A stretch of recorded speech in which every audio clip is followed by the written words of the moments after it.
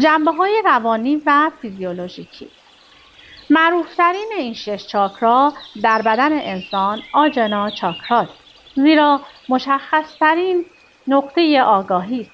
مکان آن در مرکز بین دو ابرو میباشد و مرکز ظریف هوشیاری در بدن انسان است که به وسیله پزشکان کشف نشده و چاقوی جراحان کالبد شکاف آن را لمس نکرده است و به این دلیل امکان وجودی آن مورد تردید قرار گرفته و شکاکین وجودش را انکار نمودند. برای هر مرکز هوشیاری در بدن یک معادل آشکارساز وجود دارد. معادل فیزیکی آجنا چاکرا در بدن غده کاجی یا پینئال است که پژوهشگران و پزشکان نتوانستند کار و فعالیت دقیق آن را دریابند. بیش از 2000 سال است که غده کاجی یا پینئال از دیدگاه فلسفی مورد توجه بسیار قرار دارد.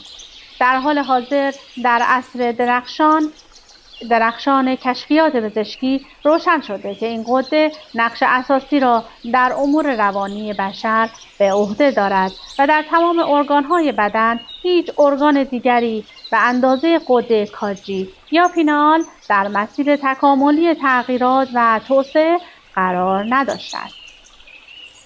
تحقیقاتی که بر روی فسیل‌های ما قبل تاریخ به عمل آمده مشخص کرده است که چشم سوم فیزیکی به نور و تاریکی بسیار حساس بوده است. در نمونه‌های زیادی از جانوران خزنده